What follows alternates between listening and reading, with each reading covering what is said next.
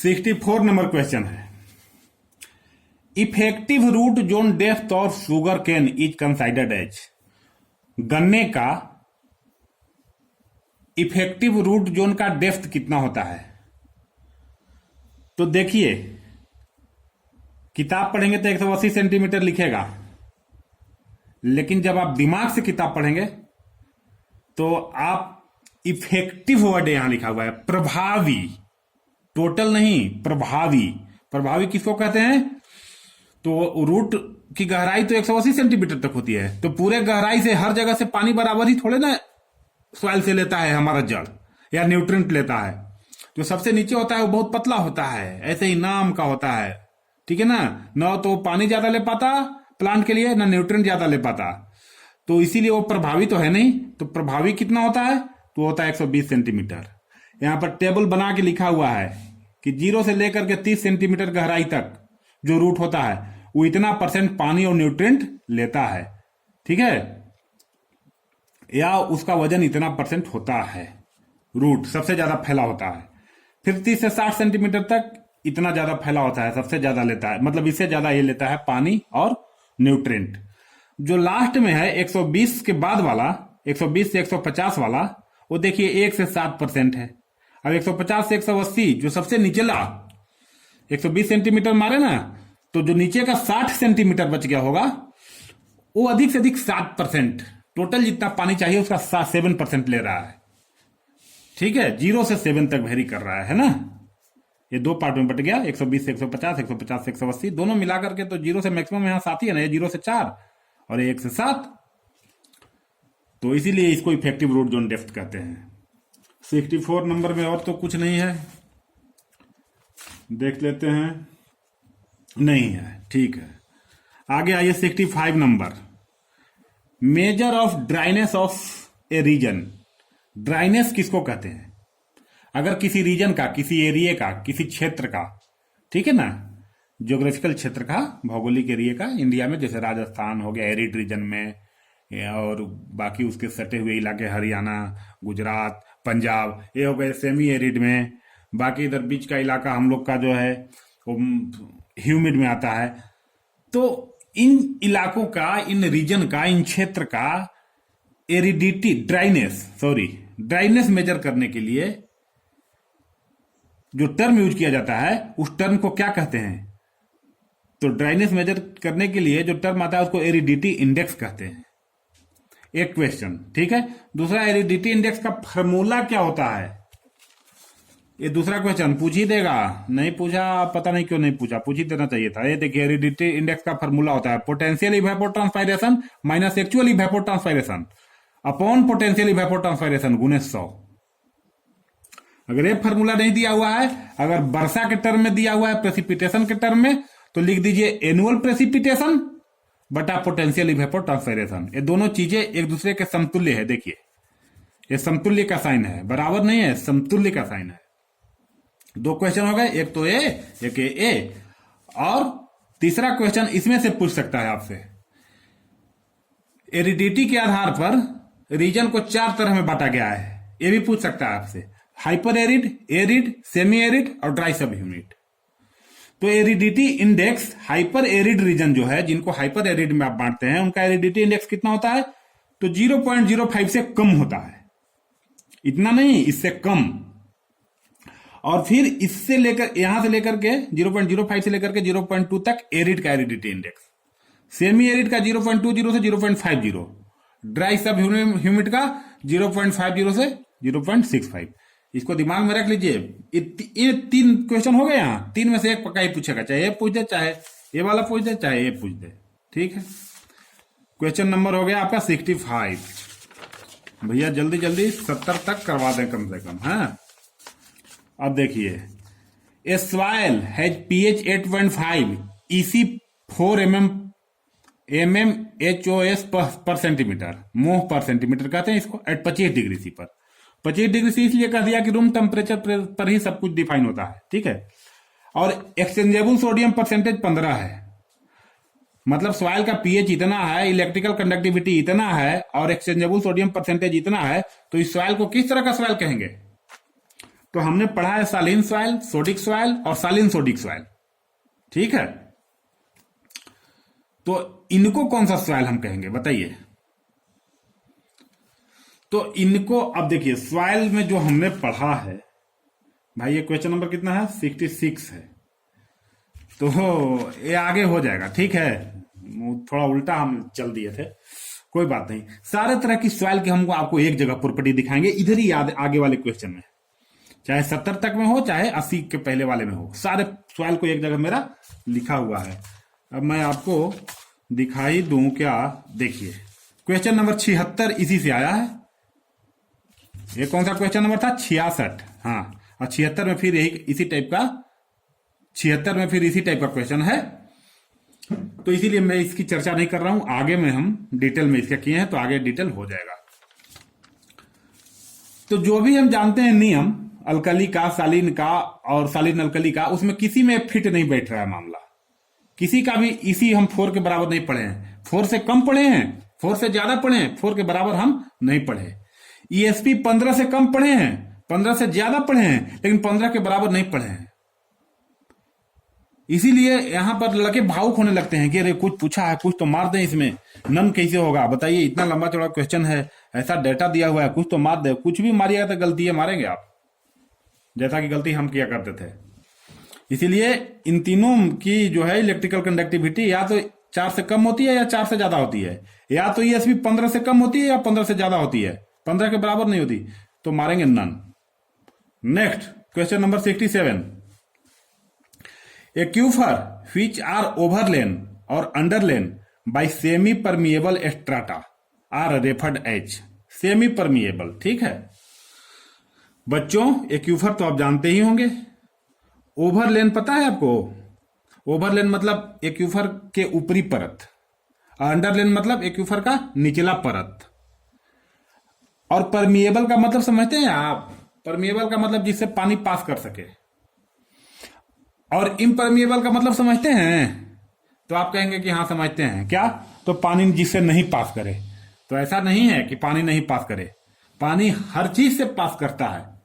आपके छत पर भी पानी अगर जमा रहेगा ना तो छत से भी पास कर जाएगा, 10 दिन में पास करे चाहे 1 महीने में, जमा जमा पास तो करेगा। दुनिया का कोई भी चीज इम्परमिएबल नहीं बना।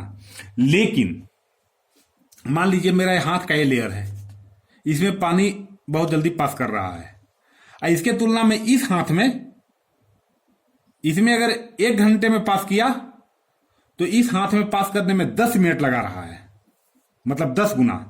तो इस हाथ की तुलना में हम इस हाथ को इम्परमिएबल बोलेंगे। ये दोनों कंपैरेटिव वर्ड हैं, परफेक्ट डिफिनेशन नहीं है। अब परमिएबल का मतलब आप कह देंगे जिसे पानी पास करे, तो हम पूछेंगे कि कितना तेजी से पास करे या कितना धीरे पास करे, तो आप सोचने लगेंगे। तो टर्म है धीरे पास करे या तेजी से पास करे, एक कंपैरेटिव वर्ड है, तुलनात्मक है, दो चीजों के बीच तुलना, 2 लेयर के बीच का तुलना होगा। इसमें अगर जल्दी पास कर रहा है, इसमें देर से पास कर रहा है, तो इसको हम इसके कंपैरिजन में इम्परमिएबल बोलेंगे या फिर सेमी परमिएबल, जो भी है, ठीक है। तो देखिए लिख लीजिए, यहां पर लिखा हुआ है क्या कुछ, 67 नंबर है, हाँ देखिए लिखा हुआ है,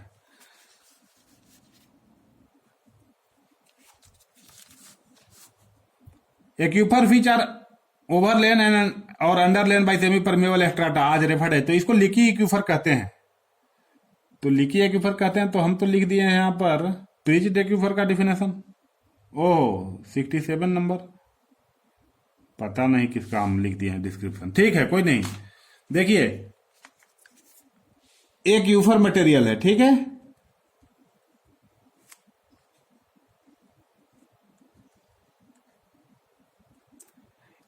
नीचे भी लेयर होता है, ऊपर भी लेयर होता है। अगर ये दोनों लेयर इम्परमिएबल है या इम्प्रीवियस है, इम्परमिएबल है या इम्प्रीवियस, तो इसको कहेंगे कन्फाइंड। और अगर नीचे वाला सिर्फ इम्प्रीवियस है, ऊपर वाला नहीं है इम्प्रीवियस, तो कहेंगे अनकन्फाइंड। और नीचे वाला इम्प्रीवियस हो और ऊपर वाला सेमी प्रीवियस हो, तो कहेंगे सेमी कन्फाइंड। या ऊपर वाला और नीचे वाला दोनों सेमी प्रीवियस हो, आधा परमिएबल भी हो आधा इम्परमिएबल भी हो, कंपैरेटिव वर्ड है, ध्यान दीजिएगा।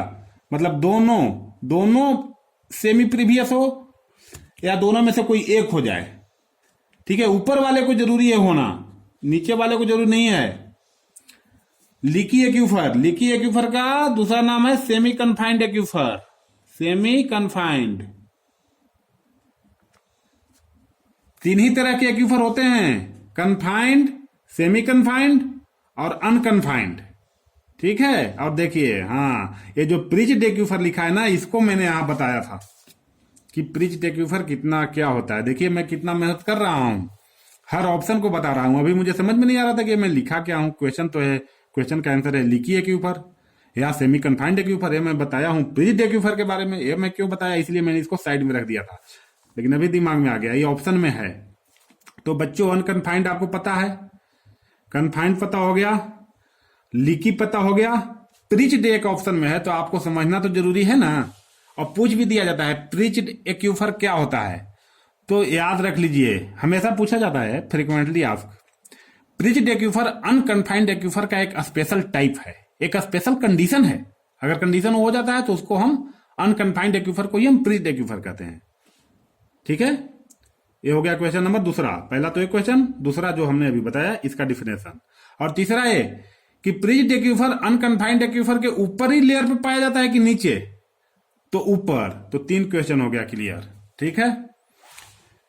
अब आ जाइए question number 18, the pressure of water above water table will be. तो एक क्वेश्चन पहले करवा दिया गया है, इसी सेट में, एक से जो चले हैं ना, अभी 68 पर पहुंच रहे हैं, इसी में पहले करवा दिया गया है। निगेटिव होगा, ठीक है। क्यों होगा, निगेटिव भी होता है और एटमॉस्फेरिक भी होता है। किस किस कंडीशन में होता है, बस थोड़ा सा एबोव के जगह पर अगर एट लिख दिया जाता ना, एट, तो हो जाता ए वाला आंसर, एटमॉस्फेरिक। ये बताए हैं पीछे, ठीक। The number of, next question 69, the number of the day that can be allowed for applying one irrigation to a given design area during the peak period of the consumptive use of the crop referred as.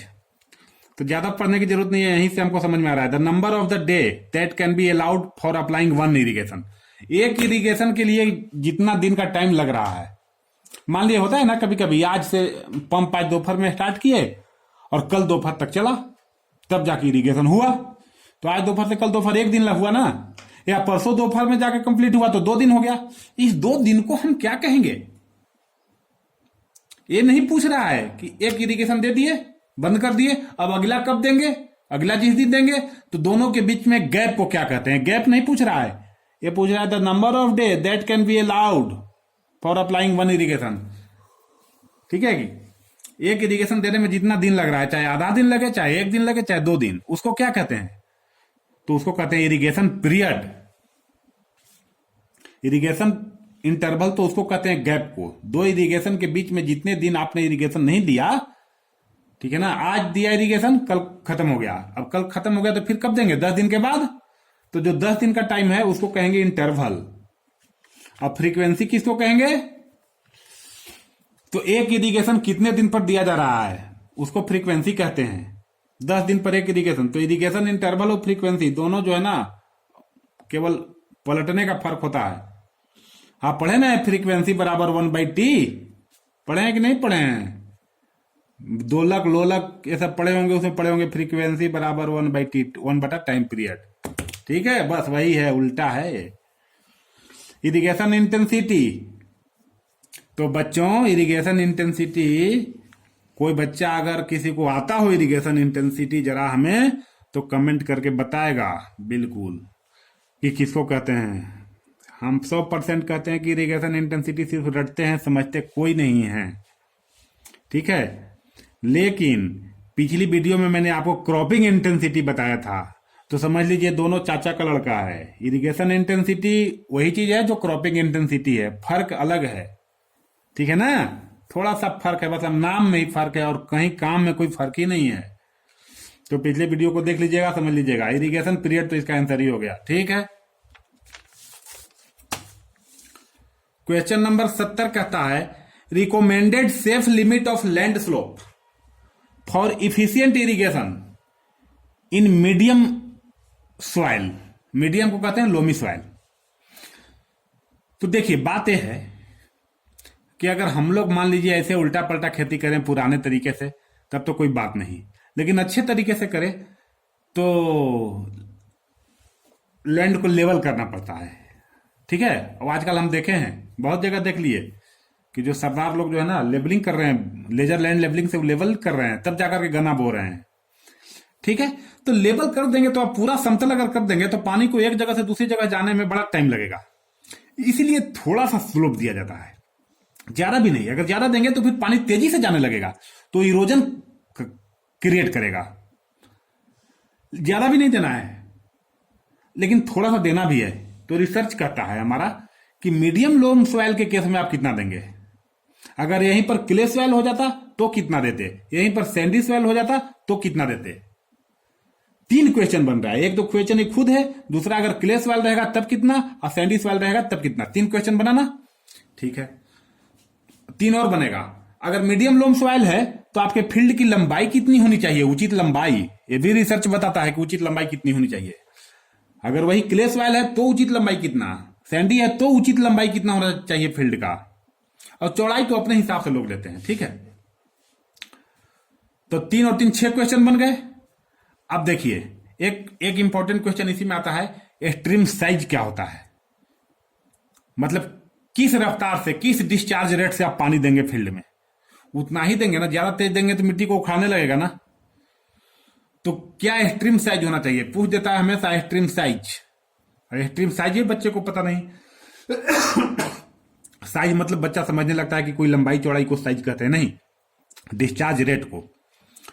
तो इन तीनों case में, medium soil में, clay soil में, sand soil में stream size कितना होना चाहिए। 3 3 6 3 9 question हो गए। 9 क्वेश्चन याद कर लीजिए। अब एक क्वेश्चन समझ लीजिए कि आएंगे, आना ही आना है।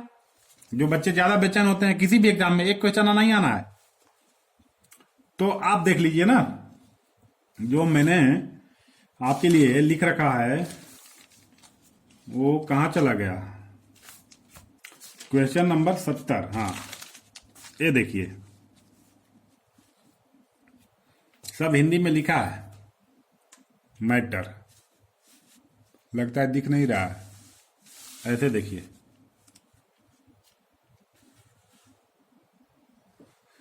हेवी सॉइल मतलब क्ले सॉइल, मीडियम सॉइल मतलब लोमी सॉइल, लाइट मतलब सॉइल सॉइल। इसमें स्लोप कितना होना चाहिए सबका लिखा है, लेंथ कितना होना चाहिए और स्ट्रीम साइज कितना लीटर पर सेकंड होना चाहिए।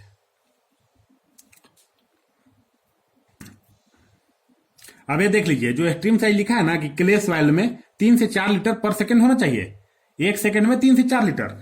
तो 3 से 4 लीटर तब होगा जब फील्ड की चौड़ाई 1 मीटर होगी, मतलब पर यूनिट विड्थ के लिए स्ट्रीम साइज डिफाइन होता है। अगर फील्ड की चौड़ाई 2 मीटर है तो ये हो जाएगा 6 से 8। अगर फील्ड की चौड़ाई मान लीजिए 10 मीटर है तो ये हो जाएगा 30 से 40 लीटर पर सेकेंड। ये यूनिट विड्थ के लिए है, इतना चौड़ा हो आपका फील्ड, और लंबा तो भैया इतना रखना है जितना इसने बोला है। ठीक है ना, ये जो रेंज दे रहा है इतने से इतने के बीच में रखना है, और चौड़ाई आप अपने हिसाब से रखेंगे। ठीक है, और जिस हिसाब से आप चौड़ाई रखेंगे उसी हिसाब से उतने से गुना कर देंगे इस रेंज में, तो वही हो जाएगा टोटल स्ट्रीम साइज आपका। और यूनिट स्ट्रीम साइज, यूनिट, सिर्फ इसको स्ट्रीम साइज क्यों नहीं बोला, यूनिट क्यों लगा दिया, तो यूनिट मतलब यूनिट विड्थ के लिए। ठीक है, तो ये हो गया क्वेश्चन नंबर 70 कंप्लीट। आ जाए क्या 71 में, छोड़ देते हैं। 71 से 80 तो हमें लगता है कि हम आपको कर ही देंगे एक झटके में, होगा कर देंगे, कोई नहीं, ओके।